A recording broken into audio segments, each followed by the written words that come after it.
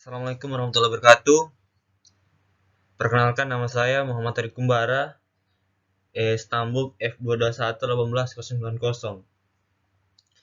Di sini saya akan mempresentasikan tugas dari perkembangan arsitektur 2, yaitu mengenai materi arsitektur Art Nouveau dan arsitektur modern atau material beton. Ya, langsung saja kita masuk ke materi pertama, yaitu arsitektur Art Nouveau.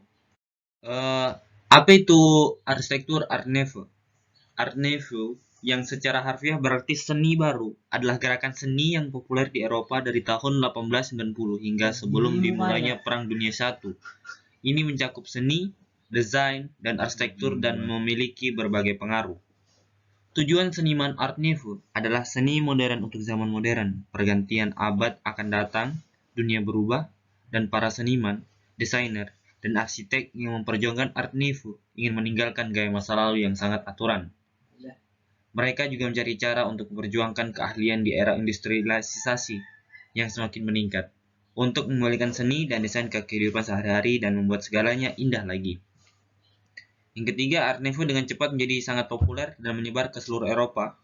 Saat menyebar, ia memperoleh nama yang berbeda di tempat yang berbeda. Misalnya, di Skotlandia dikenal sebagai gaya Glasgow, sedangkan di Australia disebut gaya Secession Style, atau gaya pemisahan karena melanggar masa lalu.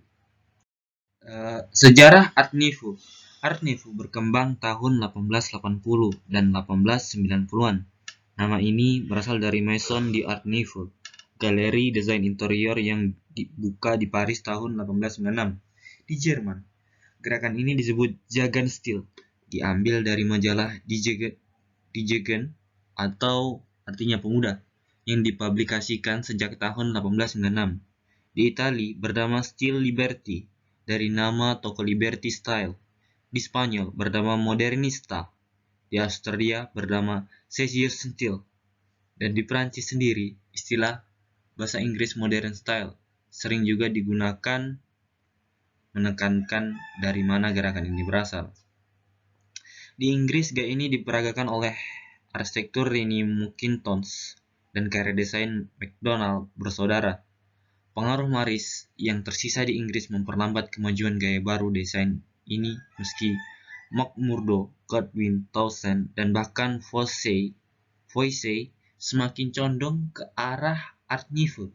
Gaya ini paling terasa dalam bentuk ilustrasi, misalnya The Yellow Book, The Studio, The Savoy, The Hobby Horse, dan melalui karya Bradley, gambar Ricketts, dan Selwyn. Di Prancis, meskipun ada Guimard dengan desain kaca dan metronya yang terkenal, gerakan ini paling dapat diekspresikan dalam seni terapan, terutama gelas-gelas dari Le Coq dan Gale. Di Belgia, gaya ini diangkat melalui Société de Sphinx, Les Sphinx, berdiri tahun 1884, termasuk dalamnya unsur dan juga arsitek Art Nouveau, Horta dan Van de Velde sebagai anggotanya. Di Spanyol, gaya ini berpusat pada Gaudí di Barcelona. Di Vienna, arsitek seperti Wagner, Hofmann, dan Olbrich, dan seniman seperti Klimt berkumpul untuk mempromosikan gaya ini melalui majalah Secessionist Versailles. Di Jerman, gerakan ini terbelah antara kebiasaan dekoratif Otto Eichmann dan majalah Pan, dan desain dari Behrens di Amerika Serikat, seperti Sullivan, Wright, dan terpengaruh oleh gagasan-gagasan Eropa, tapi menerapkan Art Nouveau dalam wujud yang berbeda. Sementara desainer seperti Tiffany berpegang teguh pada yang aslinya. Pertanyaan pun timbul, bagaimana Art Nouveau mempengaruhi arsitektur? Dalam perekonomian yang berkembang pesat, jenis bangunan baru seperti stasiun kereta api, gudang, bursa, pusat perbelanjaan, bangunan pemeran diperlukan. Namun, sebagian besar bangunan ini tidak memiliki preseden arsitektural sehingga arsitek diminta untuk menemukan solusi arsitektur yang baru. Pada seperti itu, arsitek menanggapi dengan kembali ke Renaissance. Paling banyak meminjam dari prinsip-prinsip arsitektur klasik. Sebenarnya Art Nouveau lah yang mempresentasikan awal modernisme dalam desain. Itu terjadi pada saat barang-barang konsumen yang diproduksi secara massal mulai memenuhi pasar, dan perancang, arsitek, dan seniman mulai memahami bahwa karya buatan tangan berabad-abad yang lalu bisa hilang. Saat mereklamasi tradisi kerajaan ini, desainer Art Nouveau secara bersamaan menolak gaya tradisional untuk mendukung bentuk organik baru yang menekankan hubungan manusia dengan alam. Ciri-ciri arsitektur Art Nouveau. Yang pertama arsitektur Art Nouveau berbeda dalam penampilan dan dekorasinya. Apakah strukturnya adalah rumah, gereja, atau pintu masuk ke bangunan komersil? Elemen desain tertentu adalah hal yang umum. Banyak struktur termasuk bentuk yang diambil dari alam, seperti serangga, burung, bentuk tanaman yang anggun, dan terutama kurva W+, sina seperti pita yang membengkok ke belakang. Strukturnya yang seringkali asimetris, artinya sisi-sisinya belum tentu seimbang. Pintu dan jendela seringkali memiliki lengkungan miring yang menggemakan bentuk organik. Yang kedua, elemen dekoratif bangunan Art Nouveau merupakan kombinasi antara alam dan industri. Contoh arsitektur Art Nouveau. Bangunan Art Nouveau didirikan kebanyakan di kota-kota di seluruh Eropa. Populasi perkotaan yang semakin meningkat membutuhkan tempat baru untuk tinggal, dan infrastruktur yang berubah berarti banyak peluang untuk arsitektur baru. Contoh saja kita lihat pada gambar di samping. Contoh bagian depan toko komersil yang di Art Nouveau, yaitu kita perhatikan pada warna dan bentuk yang digunakan dalam desain. Kedua yaitu gambar ini yaitu detail balkon dengan gaya Art Nouveau. Arsitektur modern. Pengertian arsitektur modern.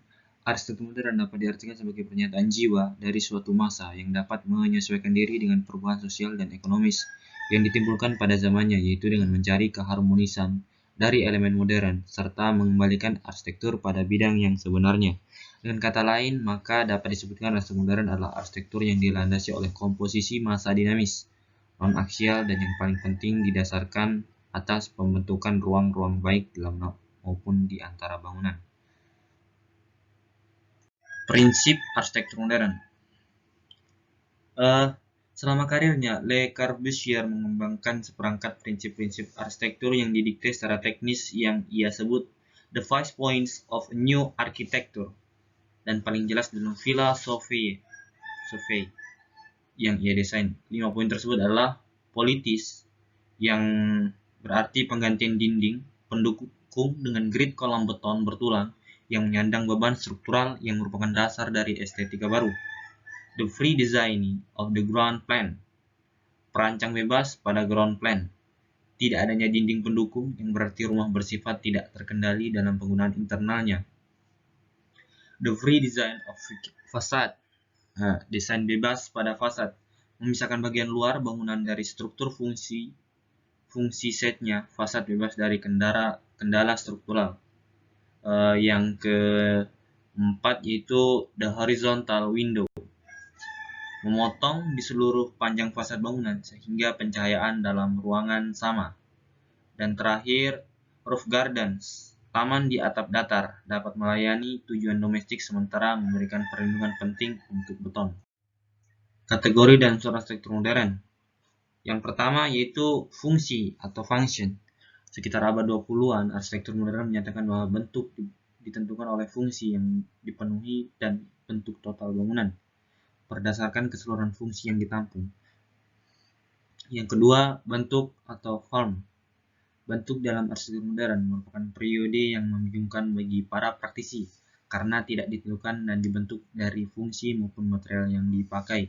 Tidak satupun dari fungsi maupun konstruksi tanpa pengaruhnya, dan orang yang ternyata dengan semangat untuk solusi fungsional baru dan metode struktural baru, kemungkinan akan berpaling juga untuk ekspresi formal yang baru. Idealnya, bentuk, fungsi, dan konstruksi harus muncul menjadi satu kesatuan dan muncul menjadi bentuk yang khusus dan mendapatkan solusi yang tepat agar menghasilkan bentuk yang spesifik. Kritik plagiatisme dan arsitektur modern bukannya tidak menghargai individualitas, tapi setiap bangunan merupakan problem yang unik dalam tapaknya, lingkungan, dan menghasilkan solusi yang unik. Yang ketiga, konstruksi.